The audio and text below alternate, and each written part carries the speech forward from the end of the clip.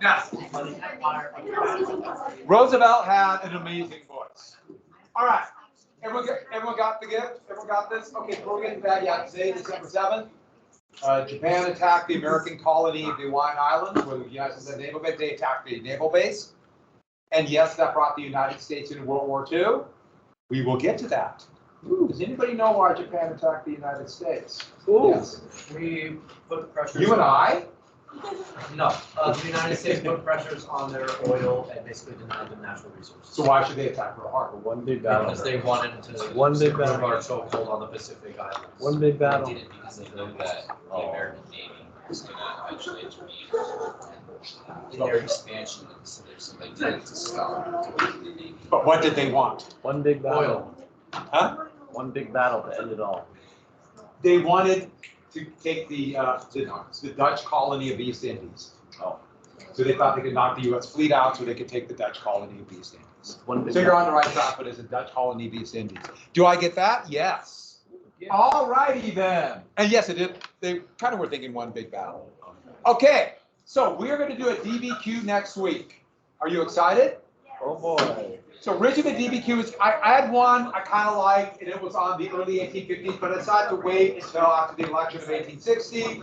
And so I decided to give you a slightly different one. It is about secession, obviously. And so it goes through the election of 1860. But let's get two things very quickly. So what I have here is your basic information sheet. I want to give you an essay on writing a DBQ. On the back is the new rubric, the new guidelines for DBQs that literally the College Board came up with in September. And I quickly and very hastily put this out again to make it work. And I forgot to do something on it, so let's make a quick change. It's on my thing that's on Teams, but not here. So I was kind of irritated, but that's life. So everyone says read the document. When you read the document, as you read it, so everyone find this reading the document. Everyone look at this really quickly. Reading the document. Grab one of these each.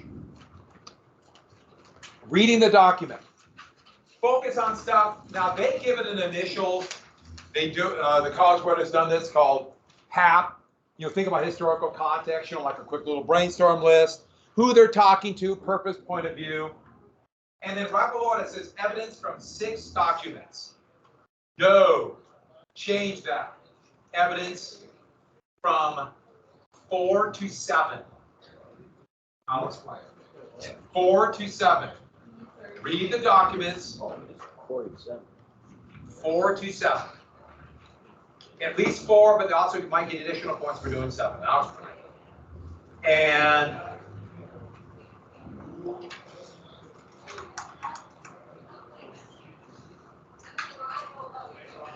four to 7, and next thing. 3 documents require expanded analysis. It's now, I know, 2 to 4. It's now 2 to 4. So change that. And basically what that additional analysis is, look at that, it says this format. What I'm saying is this.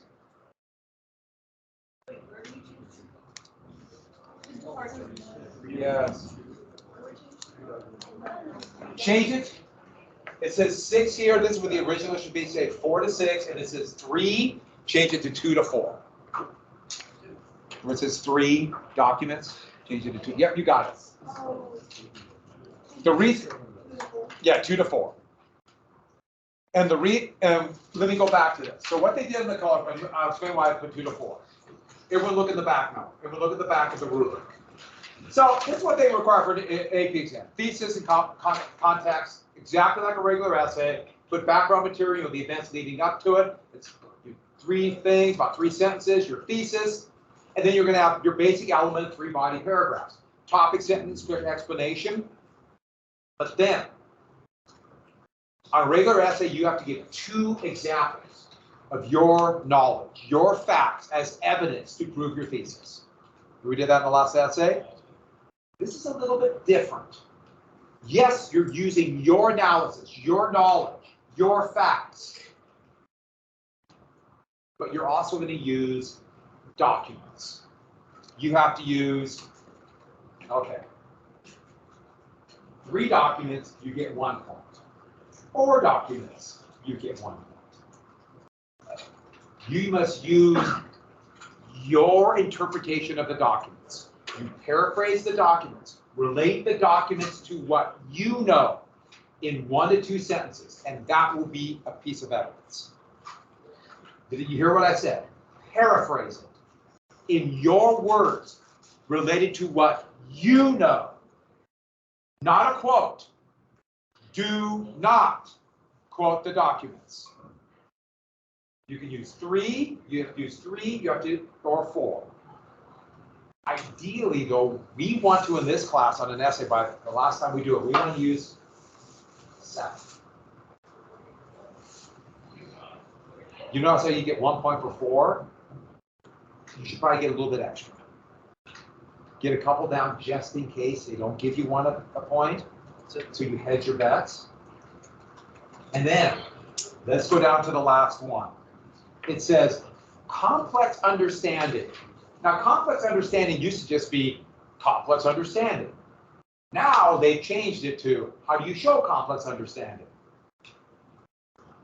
Use all the documents. And we'll get to that in just a second. I don't know why they did that. But in a way, it makes it easier. But in a way, you're getting a lot of people just listing documents. And yeah, I don't know, this is, they're kind of going away from this format, I think is what's happening. So this is how they're doing it. And so, but whatever reason, this is the world we inhabit, right? And so, if we want to get the maximum number of points, you got to use 7. And so that means if you're doing a 5-paragraph essay, that's 2 documents. 2 documents for 2 of your body paragraphs, 3 documents for 1. Make sense? All right, those are going to be your facts. All right, next. Look down here, it says show hat for 2 documents. Now, I'm using the terminology that I got from the College Board when they developed this, when they changed the AP exam about 12 years ago to this format. Time flies when you're having fun. So what does hat mean? Hat means this. You're basically trying to explain why they have a particular point of view. And we did this when we talked about, that mouse.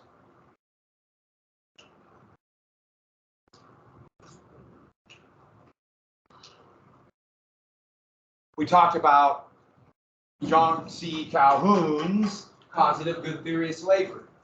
The format you're going to use is this. You're going to use why. Why somebody believes something. So Calhoun, or Abraham Lincoln, or later on, Franklin Roosevelt. They believe this because of some historical event, or what they're trying to achieve, or their point of view. So Calhoun believed in the positive good theory of slavery because he wanted to expand slavery to protect slavery in the United States Senate. Calhoun believed the positive good theory of slavery because he was a Southern plantation owner who feared the loss of his property would lead to the loss of his wealth and power. Calhoun believed the positive good theory of slavery because he feared events like, or the Mexican Cession becoming free states with the Wilmot Proviso will hurt his power, hurt his power. That's their historical context. So basically, they believe this because of this. And you have to do that for 2 of the documents to get 1 point. Or, I know, this is what the, or if we go down the bottom, you either get use 7 documents to get a point, or do 4 examples of they believe this because of this. We will this is brand new. So I'm going to look at which might be easy.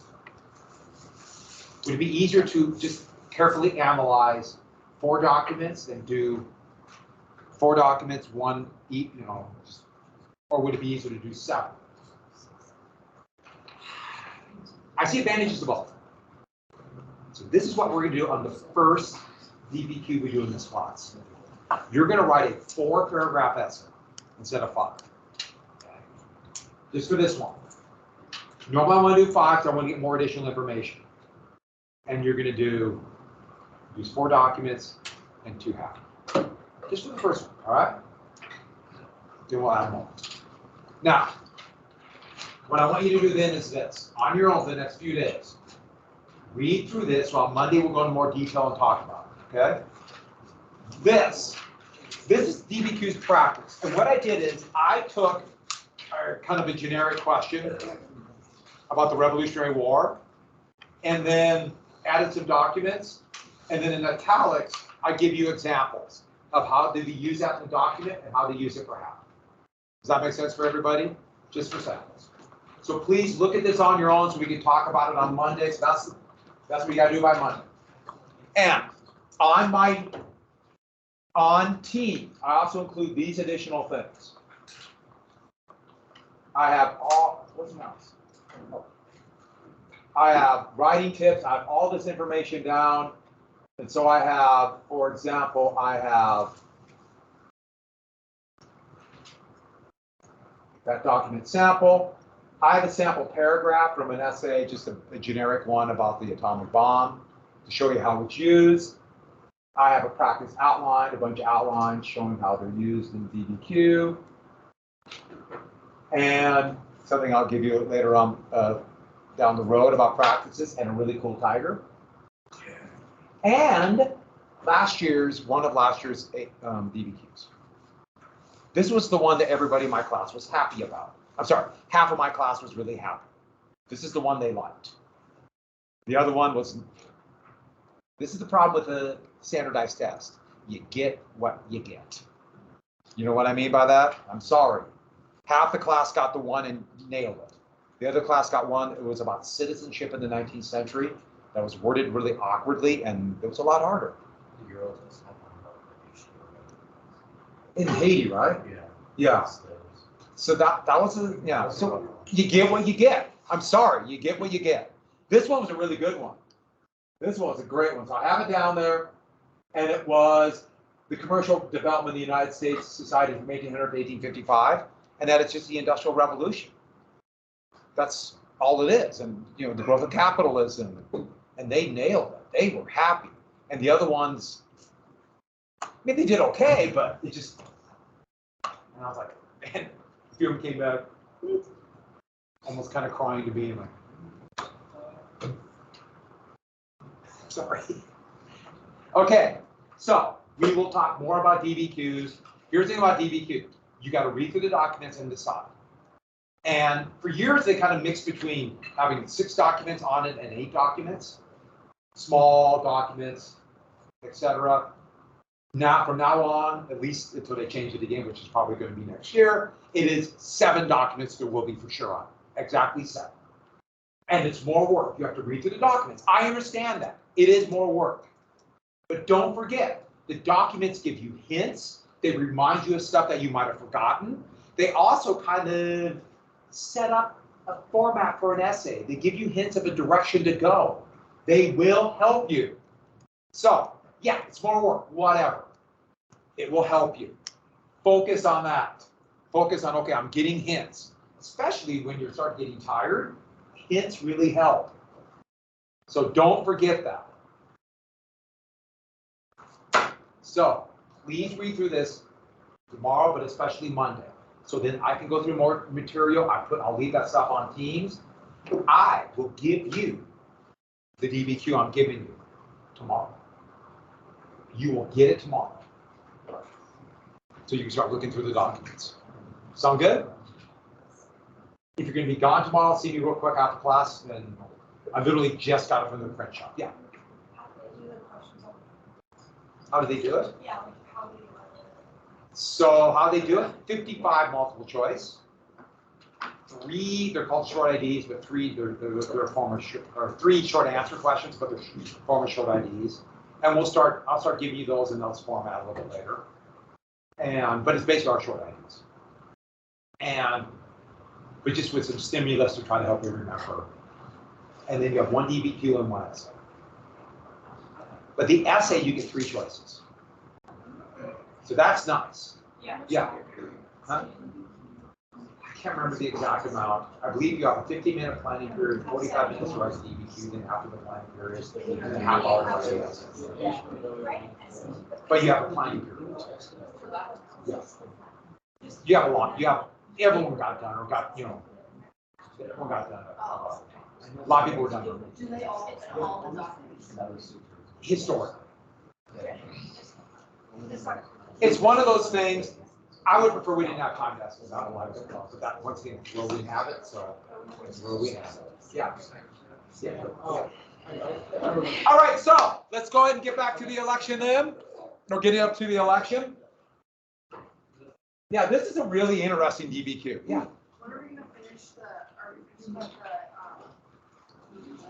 Yeah, so we'll watch, not the whole thing, we'll watch part of it. Yeah. Okay. I will kind of fast forward. Really like the beginning when it shows both sides mobilizing. I like the thing of Bull Run, and so we'll watch those two parts.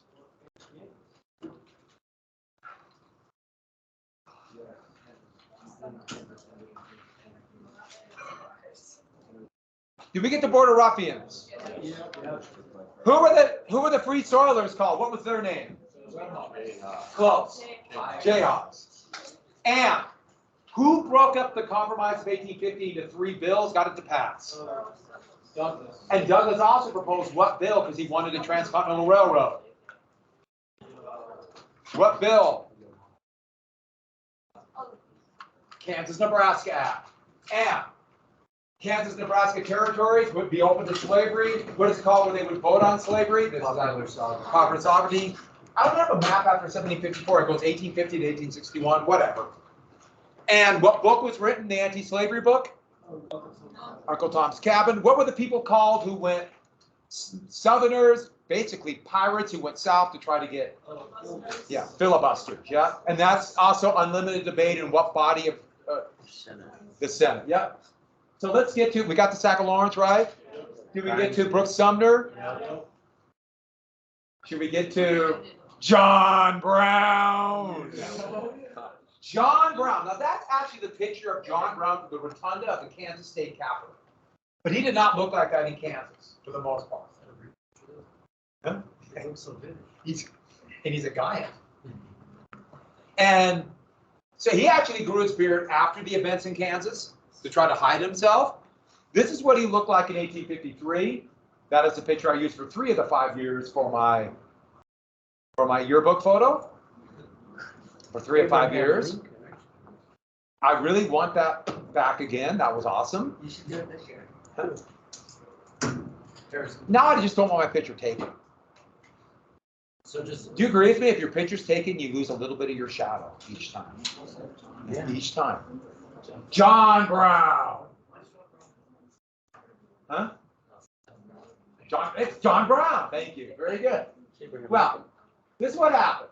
John Brown heard about the massacre at Lawrence, and he wanted revenge. And he thought the United States government will not protect honest, law-abiding free soilers against the most evil criminals you can imagine, enslaving and torturing people to death. And so he's going to take justice in his own hand. And he knew of a small little village, just about 5 homes of pro-slavery people, and at least 3 of the men were involved in the actual attack on Lawrence. He thought it was a massacre, and so he's going to be a vigilante. A horrible murder will happen at Pottawatomie Creek. So you notice it's a few days after Lawrence and just a day after Sumner Brooks. He went there. This is the sign that's there. Here's another picture of John Brown. I didn't like this picture as much. So I think I might have used that one once. I don't like it. But he and his followers, including many of his sons, he had 20 children. 2 wives, 1 wife died in childhood. Remember how terrifyingly dangerous childbirth was. And they murdered 5 pro-slavery people with broadswords. Killed them as revenge for Lawrence because he believed it was massacre, but of course that's no defense. And so you can imagine what's going to happen. Thank you. What's going to happen in the South. He will be known as Potawatomi Brown, and this is their very fear. Remember that fear of slave rebellion hacking them in the middle of the night? John Brown came to represent those who will make another Nat Turner, but South-wide, Southern-wide. Yet, to Free Soilers, he would be called Osawatomie Brown. Yes, I'm not making that up. At Osawatomie Creek, 3 months later, he and his family, along with his followers, beat off border ruffians from a major attack on Jayhawkers at Osawatomie Creek. Here's Potawatomi, here's Osawatomie. So to Jayhawkers, to Free Soilers, he's Osawatomie Brown, the fighter for freedom, and finally somebody standing up to Southern bullying. Nobody in American history is going to be more polarizing than John Brown. He will stay and fight in Kansas in that Civil War for a couple more years, and then flee to the burnt-over district of New York, grow his long beard, and as I told you before, there's a lot of abolitionists there, where he met with a number of abolitionists, including Frederick Douglass, who were kind of awe of John Brown and his willingness to fight to end slavery, and also kind of scared of him. Yeah. We're not done with John Brown. Oh, we're not done with John Brown. Good. So you read ahead in history. Yeah, we'll get back to how he was on. Good question. So, speaking of that, remember, they're supposed to write their own constitution. In 1856, in the middle of bleeding Kansas, they decided to have a vote on the Constitution. And 2 constitutions. One will be called the Lecompton after Lecompton, Kansas, and the other one Topeka after Topeka, Kansas. Now, I'm not going to tell you which one was the pro-slavery one and which one was the free soil one. I'll let you look for some kind of cue from this picture, maybe from the shape of the flags. I don't know. Which one's the pro-slavery one? I'll let you just kind of ponder it. The one in the bottom was New York. But there was no set pattern for stars, so yeah. I don't like that one that's just sticking up on the very left. So that's the admit me free one. I don't know. I'll let you guess, okay? Well, immediately, Free Soilers said this election is going to be invalid. Pierce was the president. What do you call a northerner who supports the South? And as a doughface, they didn't trust him that they would be right. They didn't trust him to protect the voting process. And they knew a bunch of border ruffians would cross over and vote. And they said this election would be illegitimate. And they would be exactly right. A lot of Free Soilers, they boycotted the election.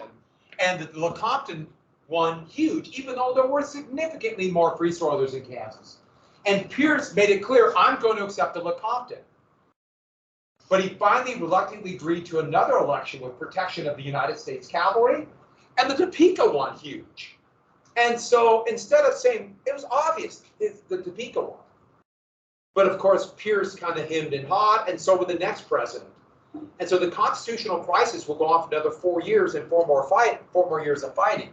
Until 1860, the Topeka Constitution would be accepted and Kansas would become a free state. But the Civil War in Kansas would go on for another 5 years, all through the Civil War. Border ruffians versus red leggings, Jayhawkers. So we're going to have to leave Kansas. But you know, if you've been to Kansas, it never really leaves your heart. Are you with me on that? If you've driven through Kansas, you understand the beauty of wheat. So, here's a cartoon. And this is forcing slavery down the throat of a free soiler. So this is generic Jayhawker tied down, and here it's an anti-democratic party one because there are so many dough faces. So for example, here it also talks about Central America and Cuba applying the Austin Manifesto and filibusters. Here, that is Cass, Buchanan, Pierce, and Douglas forcing the slave down. And you can't read that, slavery down the throat. It says, murder, help, neighbors, help. Oh, my poor wife and children. So basically, killing free soilers by forcing slavery everywhere. And this leads us to, if this is anti-democratic, a new party. What party was blown up, destroyed by Kansas, Nebraska? With no more Whig party, two parties would jump into the void, but clearly we're going to talk more about one of them, the brand new Republican Party. Now, both Michigan and Wisconsin try to take credit for the creation of this party, but doesn't really matter. It was a weird combination of free soil Democrats, abolitionists, conscious Whigs, which are essentially free soil Whigs, and some of the industrial Whigs who wanted the tariff, one of those pro-industrial policies of Henry Clay. It's a weird combination, but only in the North. There is basically no Republican Party in the South or in any slave states. So, right after the Civil War, the Republican Party was trying to overcome the Democratic Party in New York, which they claimed the Democratic Party. There's some element of truth there. We're the party of the Confederacy. And here represents the head of the Democratic Party machine. Their symbol, they're called tawny, their symbols are tigers. And Thomas Nast, the same cartoonist who did, I showed you that picture of Santa Claus, and also some of the horrific caricatures of Irish immigrants. He made this as the Republican Party representing the Union, crushing treason. And so, what did he use? An elephant going right through its enemies, right, or just crushing the opposition in front of it. And Barnum and Bates, or P.T. Barnum Circus had this massive elephant named Jumbo. It was their biggest draw. And so they used that big elephant to represent defeating treason. The Republicans liked that image. And just like the Democrats would adopt the working man's donkey, they would adopt the elephant. So, what did they believe? Well, the Republican Party did a combination of both Democratic and Whig ideology. And then they would sell this as the ideology of Northern ideology. And a lot of images of this. Now, it combines both. And remember, you remember free labor and wage slavery? Wage slavery, capitalism is creating workers dependent upon the capitalists for the job. They're really slaves to a wage. Or free labor, this great system with all the opportunity if you show initiative. It combined them two and dubbed it free labor. Because there's a lot of Democrats, former Democrats, in the Republican Party at this time. I should add, the Republican Party, they took that name because of Jefferson.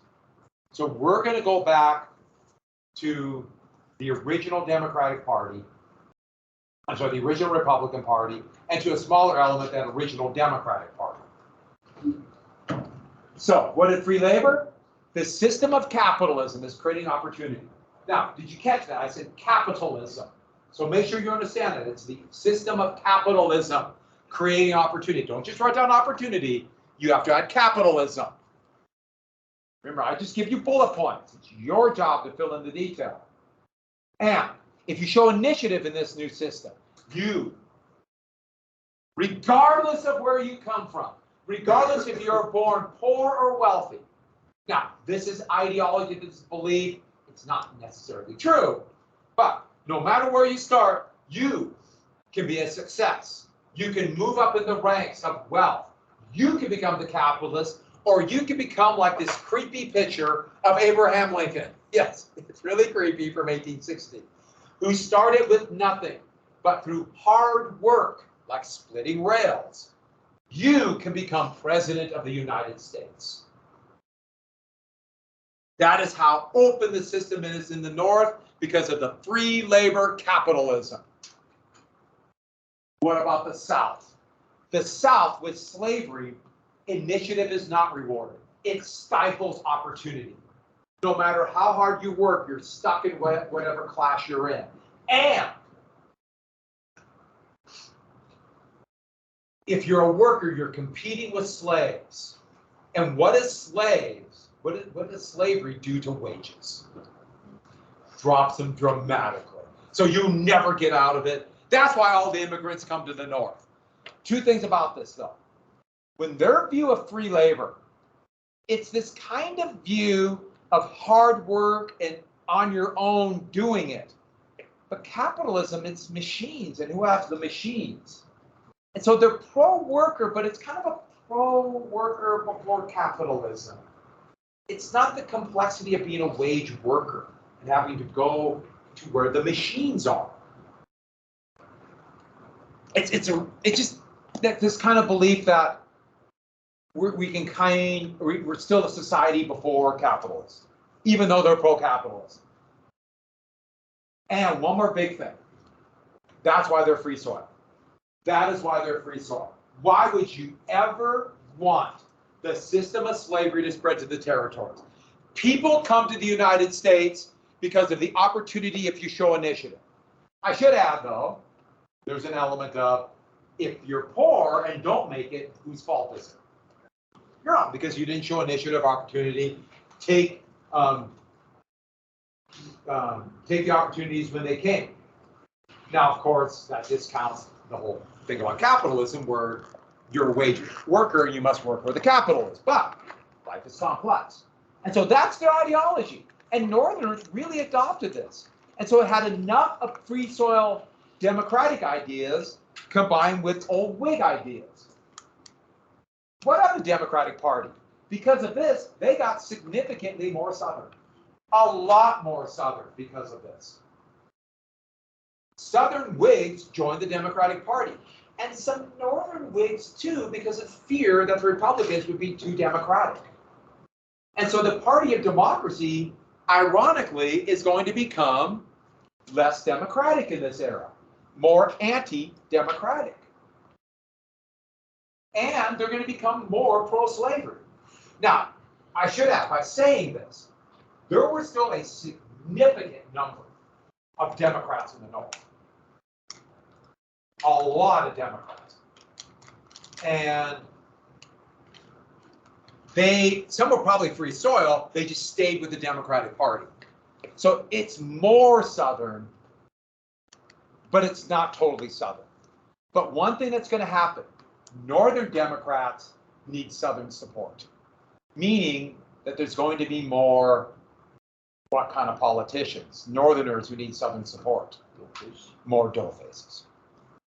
And you see that element today in both political parties. The Democratic Party is now a very urban party.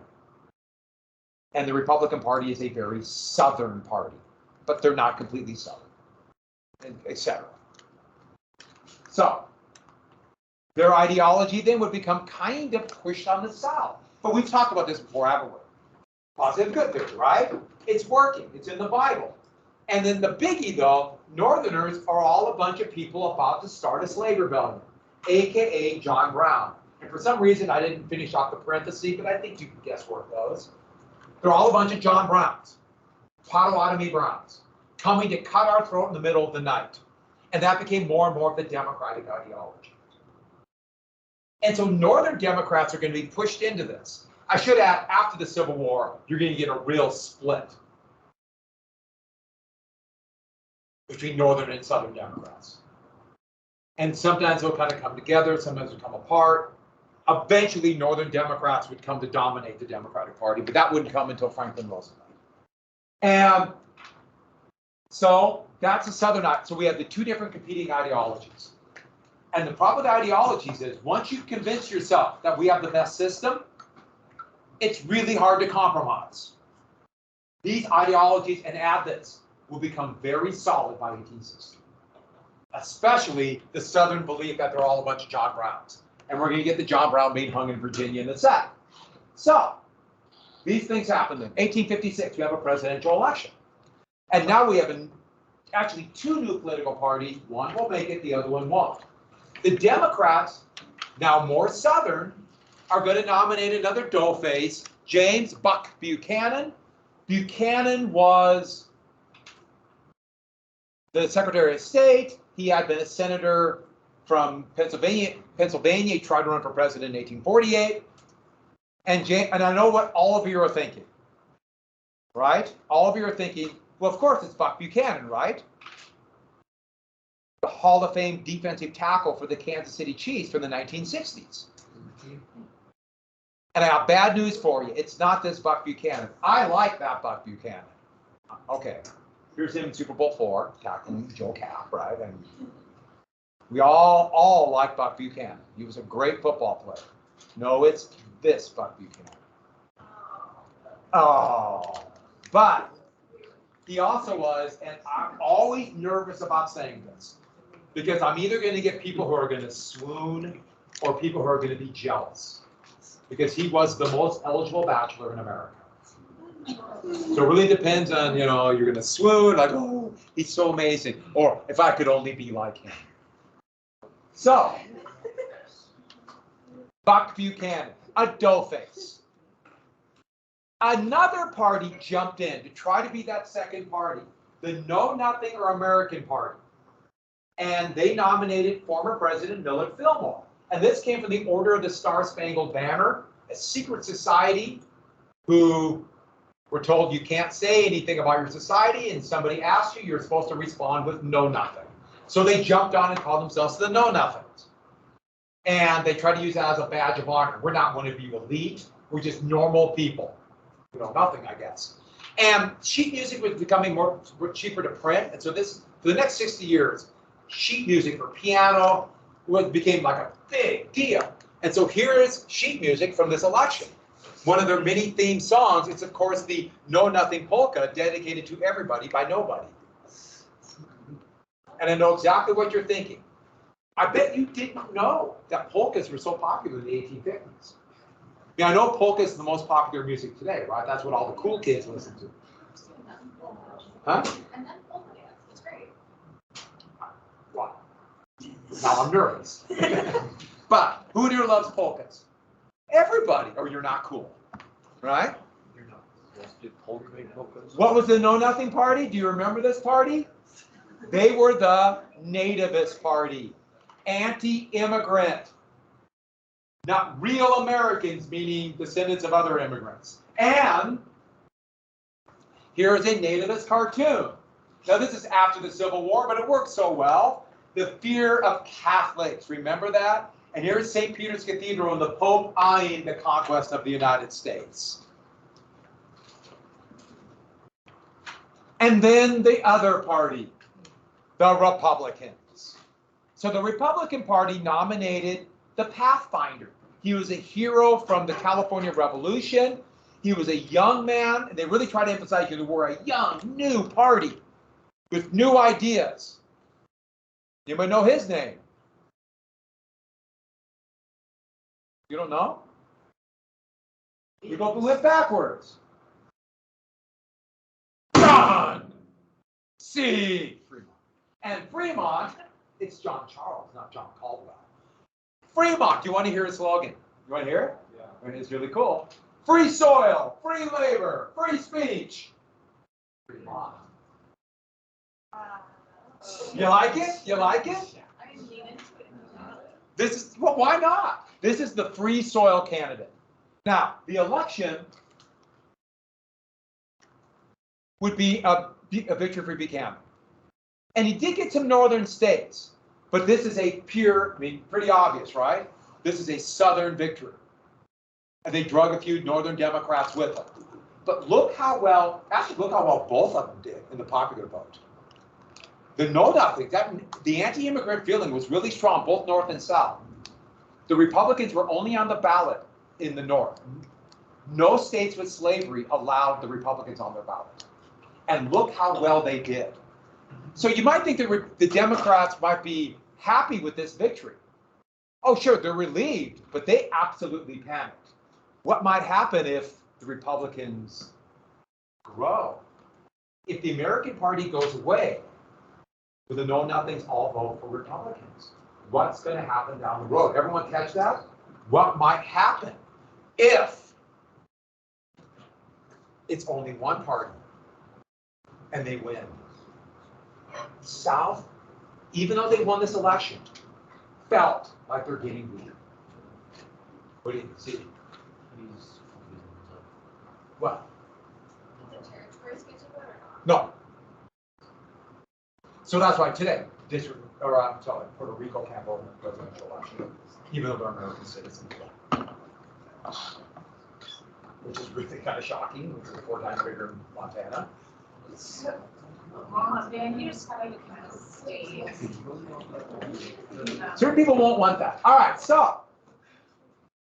And then the very next year, with the South on the edge of panic, the Supreme Court now weighed in on sectionalism. And the case was very basic. Dred Scott and his wife, Harriet. So Harriet and Dred Scott, even though everyone calls it Dred Scott, it's actually both of them. They were owned by a man in St. Louis. So they were owned. But this person went to a free state, actually went to a free territory, Wisconsin, and then to the state of Illinois at this time. Is a slave free if they live in a free state? Well, and what happened was their owner died and left them to his sister. And that's when some abolitionists sued for them, saying, you can't leave them as property because they're free, they lived in a free state. And it actually made it out of District Court of Appeals and said, yes, they're free. And so it went to the Supreme Court. They had to rule on it.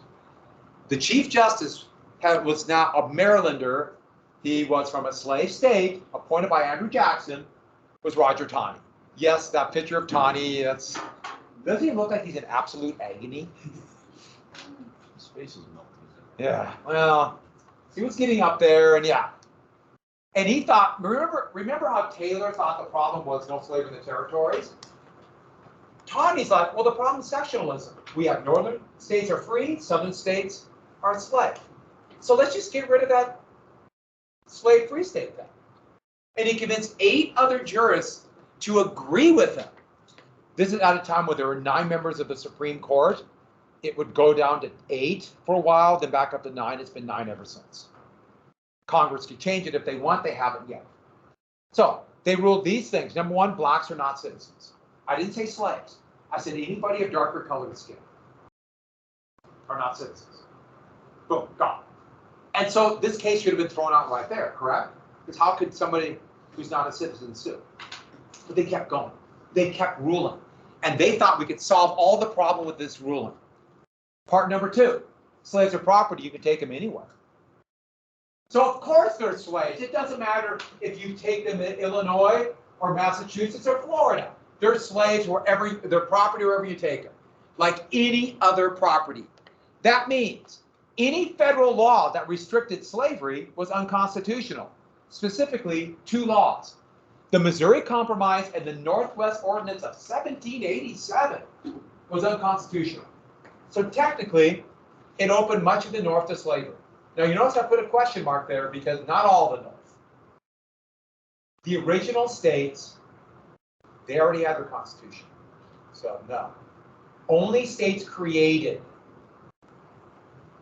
meaning these states, and California, and soon to be Kansas, technically opened them up. And so Taney's like, see, problem solved. Everyone's happy, right? Everyone's happy. And you can imagine everyone said, boy, this is good ruling now. We're all brethren in the same country. Republicans have been saying part of their entire program was Southerners are trying to push slavery down your throat and make us a slave republic. That's why they want Nicaragua, Cuba, all the territories. So Republicans turned around and said, told you so. They're out to get us. They're going to make us all a slave republic. And this encouraged other free soil Democrats to join the Republican Party. And then Southerners looked at that reaction and said, told you so. They won't even obey the Supreme Court. They're coming to get your property and cut your throat in the middle of the night. Told you so. Now I put down the South. Obviously not the whole South. Slaves didn't like slavery. I have to remind you because all of you now hear the positive good theory of slavery, and slavery kind of sounded good. So I do not mean all the South. Does everyone understand that? And so Dred Scott was now on everybody's lips. Nobody was happy with this. No politician, especially in the North, can avoid Dred Scott. And then there was a horrible economic panic. And for some reason, I capitalized the L enclosure, and I'm going to leave it. I don't care what you say. Factories shut down. A horrible panic. Not quite as bad as 37, but really bad. So cotton prices tumble. And if cotton prices drop, the price of what drops too dramatically? Slaves. So now they're even more afraid.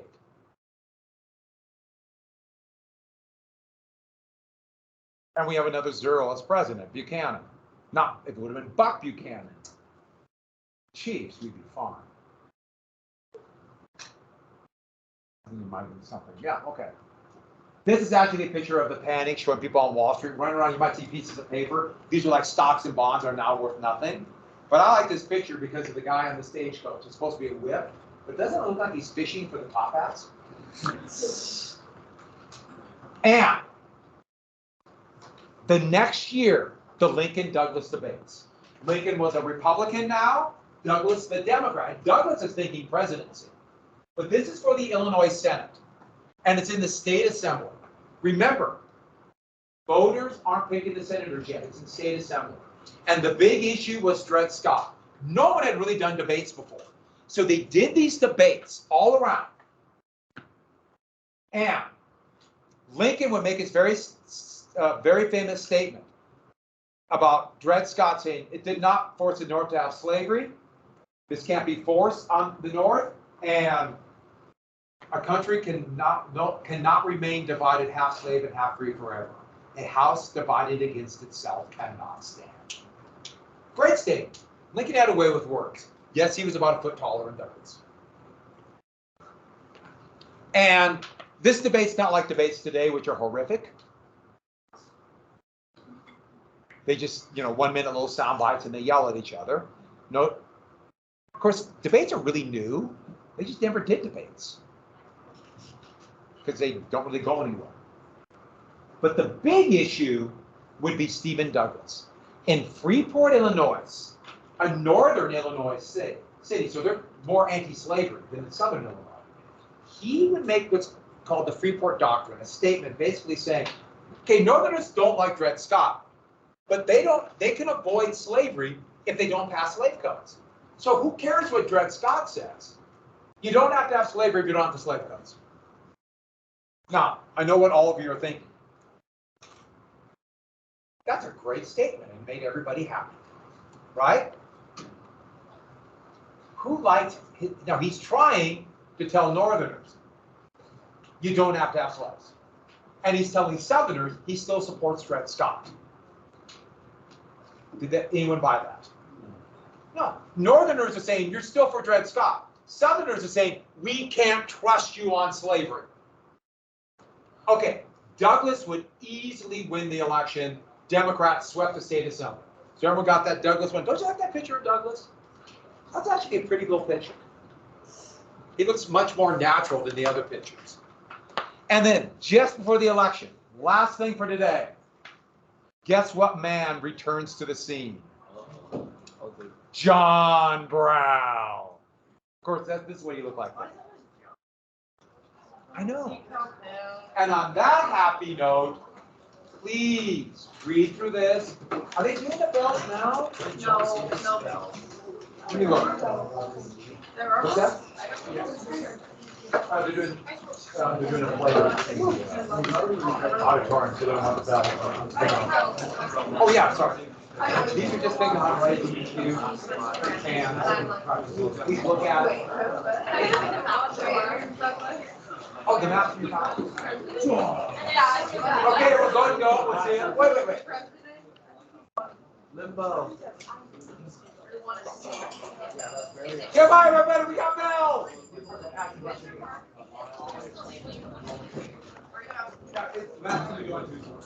And so my plan is, if we have any time in class, I'll listen to it tomorrow.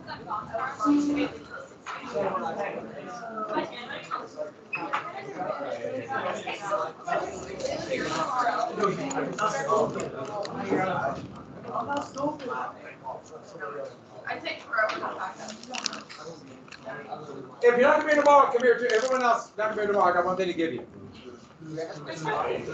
Probably. I'm giving you the So the theory test will definitely have 7 sources. That, right now, they've been told we're gonna guarantee $7. 7, okay. So that hasn't changed.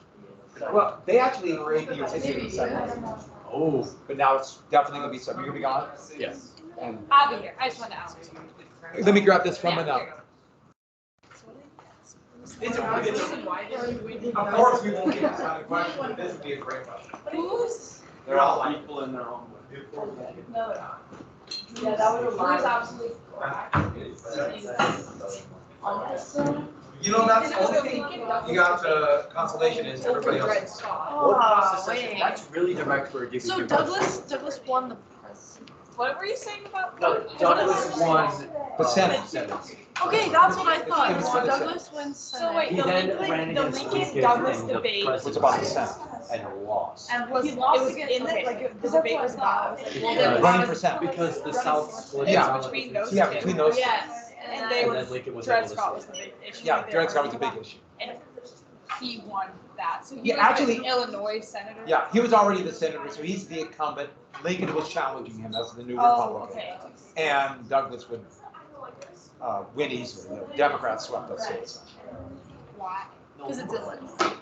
Oh, yeah. It's Illinois. But It's just in then- the state of But Illinois. then the party gets split and Abraham wins Yeah. the actual presidential election And- against. And this debate, it would be publicized and put in newspapers. Even though most people didn't know him, Whigs would say, oh, Lincoln is he's got talent.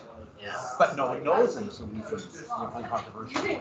Dark horse. Exactly. I work for a living. So everybody, I know what you're thinking. I am bearing gifts. Everybody come up and grab one of each.